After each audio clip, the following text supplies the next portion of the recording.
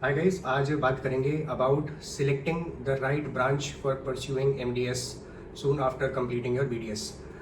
देखिए, इसके अंदर सबसे इम्पॉर्टेंट चीज़ यही है कि आप एक अच्छी ब्रांच चूज़ कीजिए।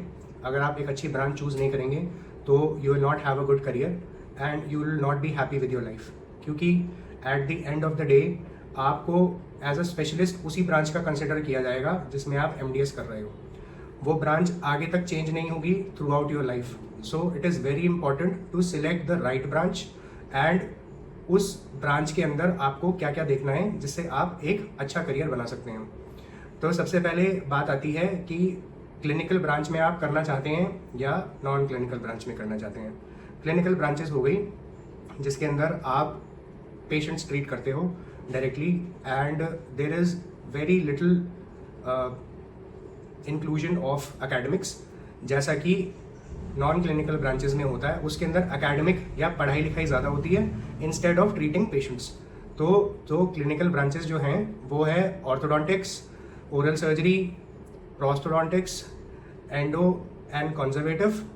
Also periodontics is also another branch जो कि क्लिनिकल ब्रांचेस हैं। इसके अंदर मेजरली आपको सर्जिकल या कॉम्प्लिकेटेड केसेस या और भी different types of cases depending on the speciality आपको सिखाया जाएगा अगर आप इसमें एमडीएस करते हो। तो अगर आप बात करते हैं नॉन क्लिनिकल ब्रांचेस के बारे में, जो कि है public health dentistry, oral pathology, oral medicine and radiology, ये 3 ब्रांचेस ऐसी हैं जो कि नॉन क्लिनिकल ब्रांचेस हैं। ऐसा कुछ नहीं है कि कोई भी ब्रांच किसी से छोटी है, सारी ब्रांचेस का इक्वल इम्पोर्टेंस है अपनी अपनी फील्ड के अंदर। सबसे पहले बात करते हैं हम कि क्लिनिकल ब्रांचेस के अंदर आपको क्यों करनी चाहिए एमडीएस। देखिए, अगर आपका ज़्यादा इंटरेस्ट पेशेंट करने में है और आप चाहते हैं कि आप सिर्फ पेशेंट्स ही करें अपने क्लिनिक पे या किसी और के क्लिनिक पे जाके एज अ कंसल्टेंट, तो आपको क्लिनिकल ब्रांच ही लेनी चाहिए। आपको नॉन क्लिनिकल ब्रांच तब लेनी चाहिए जब आप एकेडमिक्स में अच्छे हैं, जैसे आप पढ़ाई लिखाई में अच्छे हैं, आप स्टूडेंट्स को पढ़ा सकते हैं, आपको एक अच्छा डीपर सेंस है पढ़ाने का और पढ़ने का भी, so that you can explain better things and make future doctors for the society. इसका ज़्यादातर फ़ायदा रहता है जब आप एक कॉलेज के साथ जुड़ जाए एज प्रोफेसर, या फिर आप कोई बड़ी ऑर्गेनाइजेशन जैसे कि पब्लिक हेल्थ डेंटिस्ट्री एक अच्छी ब्रांच है जिसके अंदर आप जा सकते हैं किसी भी बड़े इंस्टीट्यूट के अंदर and you can work as a public health dentist there for making datas and if you are into biostats और बहुत अलग अलग चीज़ें होती हैं। जैसे ICMR आजकल एक बहुत ज़्यादा निकाल रहा है अपने vacancies for public health dentistry और people who are more into biostats and doing statistics. तो वो सर्वे करने के लिए they are offering very good jobs with very nice pace, so it is a good branch. Same goes for oral pathology and oral medicine. आप आराम से एक अच्छे कॉलेज के अंदर जाके लग सकते हैं। अब क्वेश्चन ये आता है आपको सिलेक्ट कैसे करना है। ये सबसे इम्पॉर्टेंट टॉपिक है और ऐसा क्यों है। देखिए, अभी जैसे कि आप जानते हैं आपने एक ब्रांच चूज़ कर ली है, आप अपनी पूरी लाइफ के अंदर even after you are dead, आपके बच्चे जब बड़े हो जाएंगे या आप इस दुनिया से चले जाएंगे तब भी आपको उस स्पेशलिस्ट की नज़र से ही देखा जाएगा कि आप so and so doctor is an orthodontist या ओरल सर्जन या फिर पेरियोडोंटिस्ट। ये बात कभी भी नहीं बदलेगी even after you have left the world, और आपकी एग्जिस्टेंस में भी ये चीज़ आ जाएगी कि आप वही उसी चीज़ के स्पेशलिस्ट हैं। वो चीज़ कभी भी चेंज नहीं होगी। तो it is very very important for you to choose wisely, क्योंकि बाद में ये ब्रांच चेंज नहीं होगी। Throughout your life you will be known as that particular specialist of MDS.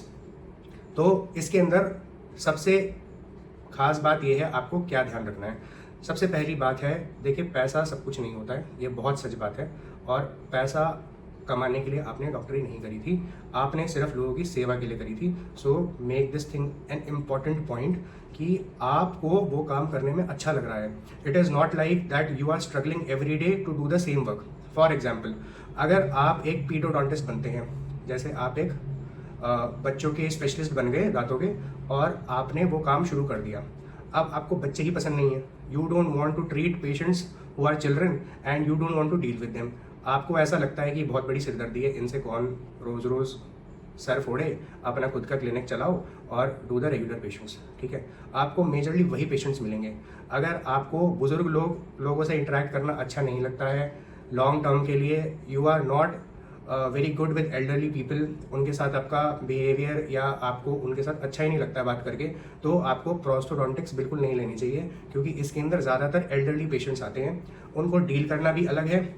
और रियलिटी यही है, एल्डरली पेशेंट्स को सिर्फ ट्रीट करना ही इंपॉर्टेंट नहीं है, you have to make them very much comfortable and they should be satisfied with your treatment, which is a very heavy task.